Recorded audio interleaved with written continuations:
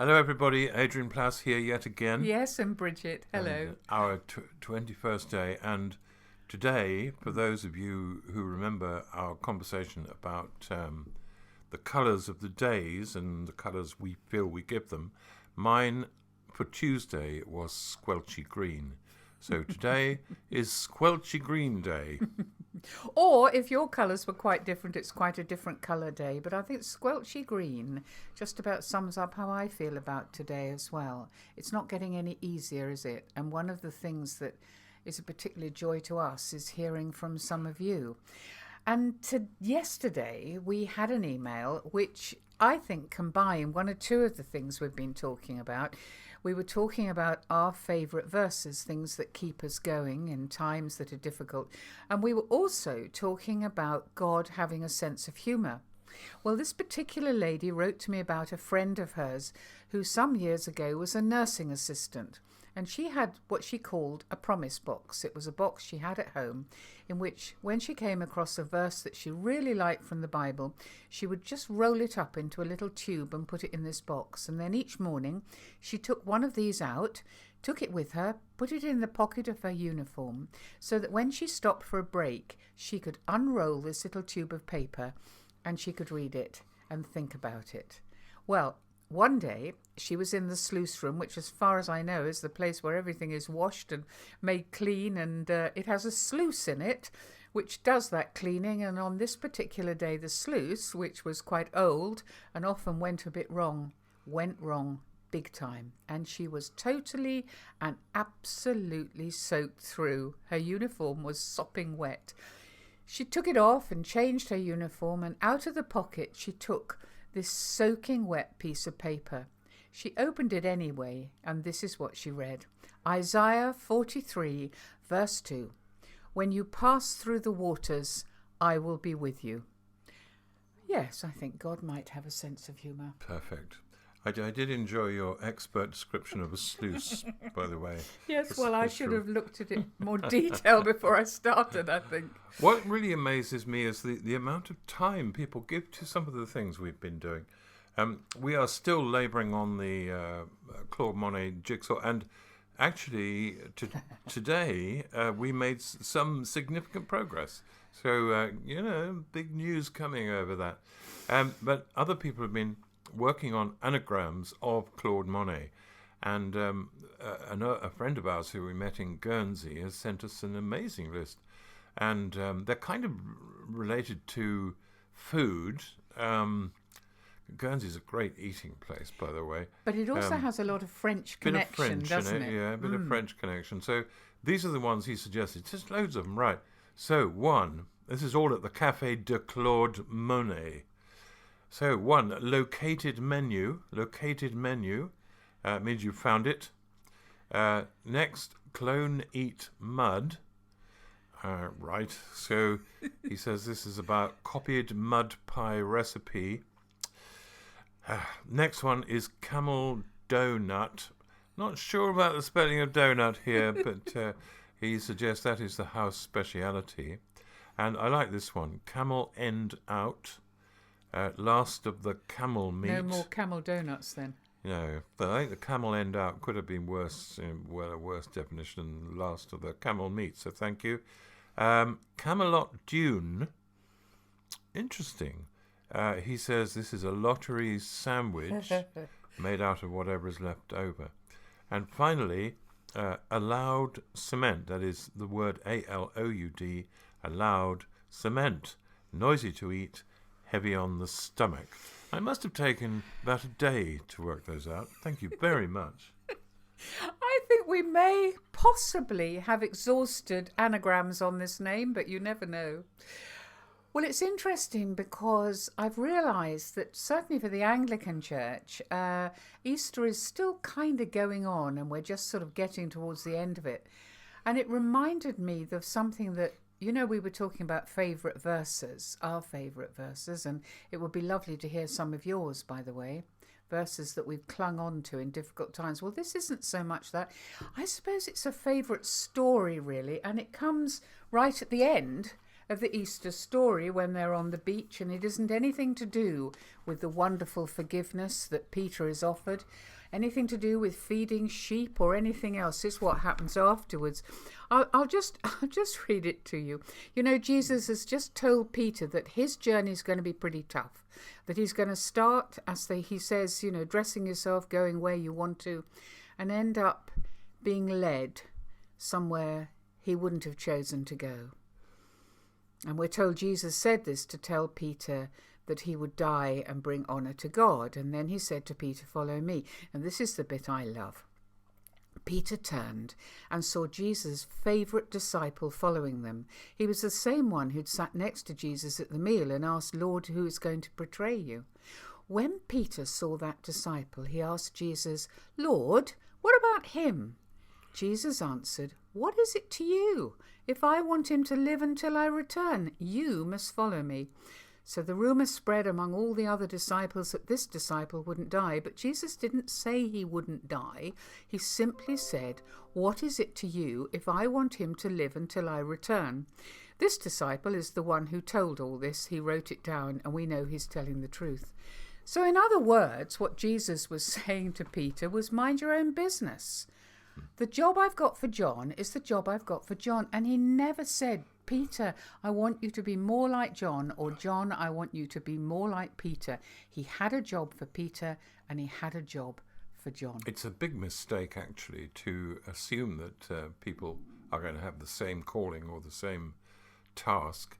And I don't know whether this is a crude way of putting it, but I think the spectrum of the will of God begins with what shall we say, a gin and tonic in the bath and runs all the way to martyrdom. And the thing one has to accept is that you may be called to anything from the one to the other. And it isn't what it's going to be. It is about the willingness to accept whatever it turns out to be. Yeah. Could be good, could be easy, could be dreadful, could be difficult. But we are asked to go for it once we know. And I suppose on that scale, if you think about the situation we're in now, different people are in different places about that. I have a feeling nobody's at the gin and tonic in the bath stage, but some of us are experiencing really incredibly difficult things, and some of us are just coping with being shut in and so on in between. We had an email from somebody who we know very well, and she was talking about her past experience. We're back again in a way to nothing is wasted. The idea that things that happen to you may not seem awfully important or relevant at the time, but can help in the future. And she was saying that her past experience had made her more able to cope with the huge challenges of now. And of course there are huge challenges. Talking to our neighbour, his wife's sister's just gone into hospital with an extreme version of cancer. She can't visit her sister. Her husband can't visit her. We know someone who's got severe mental health problems with very little support at the moment. And we've heard from somebody who's got 4 children and a dog. Is it 4 children? Or three children. I've added a child, sorry. 3 children and a dog and a husband who's on the front line. We've all got quite different challenges at the moment. Yeah, it's interesting, the question about what might support you in these circumstances. I was trying to think what that would mean for me. There are a few things, but I'll tell you about one thing. And it's about our daughter, Kate, who is now 32, and is lovely and has been doing lots of shopping. She's actually 33. 33. Been doing lots of shopping for us, which is absolutely But wonderful. you'd always worried how you would cope if you were asked. I'd always worried about what would happen if I was faced with persecution. Yeah. I'm very keen on a man called Richard Wurmbrand, who's written about his experiences of being tortured in Romania. And I remember reading this and seeing how strong he was, and I thought, especially when I was young, well, if they came to me and said, we're going to shoot you if you don't become a communist, I'd have said, bring the forms, I'll sign the forms, just bring them. And I think for years I worried about how vulnerable I would be. Well, this isn't a resolution of that, but it has helped me. We were down in Sussex, or no, Kent, wasn't it? Years and years ago. And we took our daughter with us when she was a baby. And we went into this lovely cafe. It was our favourite cafe. They did wonderful tall cakes with orange and lemon icing. And the coffee and the tea were really, really good. So we loved going there. And we took Kate there. She, unfortunately, at that time was suffering from an illness that meant she vomited every now and then. And we were really hoping she wouldn't vomit in our favourite cafe. Blast children have always been very generous with the undigested contents of their stomachs, but we hoped it would be all right. So we're sitting in the cafe, and suddenly there's a sort of subterranean rumbling, and I knew it was going to happen. And Kate, I have never seen anything like it. It wasn't exactly projectile vomiting, but it was close to it. She really threw up, I can tell you. And as she did it, she turned towards her mother, and so there was a sort of centrifugal act of vomit that I've never seen anything like in my life. And we snatched her up and thought, we're not ever coming back here again. And the manager said, oh, you don't worry, you mustn't. I thought, well, you're joking, aren't you? So away we went. And we thought, we'll never go there again. A couple of months later, we changed our resolution. It was the cake that did it. The cake did it. We wanted to go back, and we went back. And we took Kate with us, and she didn't throw up. Wonderful. So we come out of the cafe, we walk down the road, we go into the car park where our car is. And as we walked into the car park, I was holding Kate against my chest with my arms. And I did a very unusual for me, I did a sort of little dance of celebration because we got our cafe back. And I lost my balance. So I'm actually falling towards the tarmac with Kate held against my chest. Any minute now there's going to be a horrible squelching noise as Kate is squashed between me and the tarmac. So I said to Bridget, can you just pop over to the car and find a Bible and just leaf through and find some verses that will speak into this situation?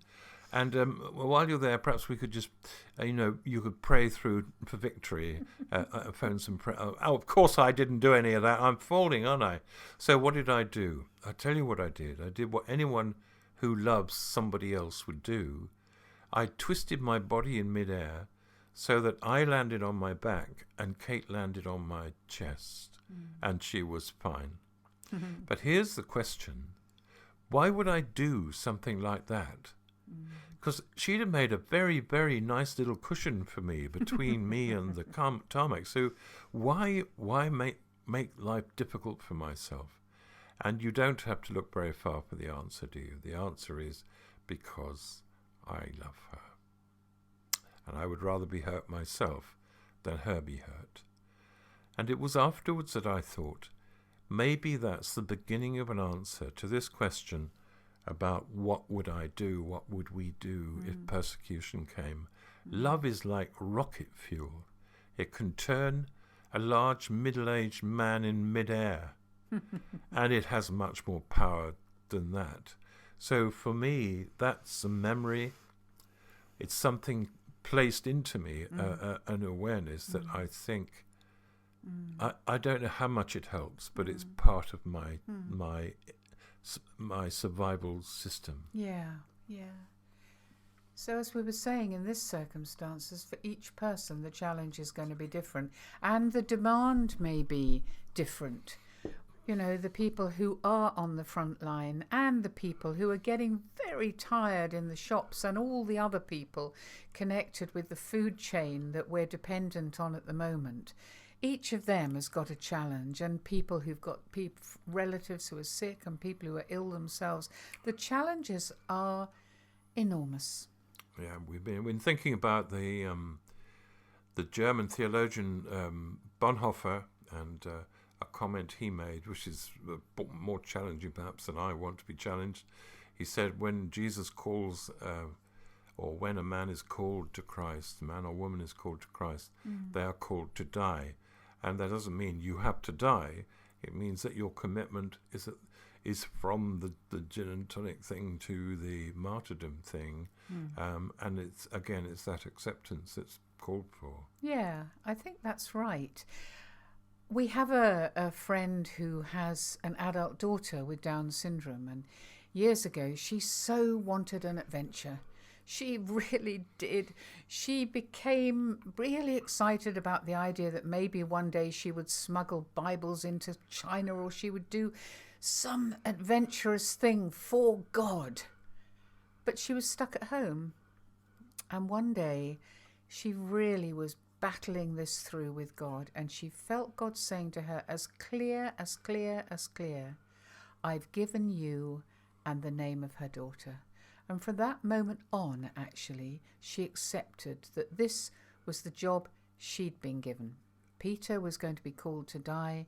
John was not. The jobs that we're given are unique. It's a unique calling. And she has done that, hasn't she? Absolutely done really that. Looked after her Yeah, daughter. so I suppose what we're really saying is think back. What has helped?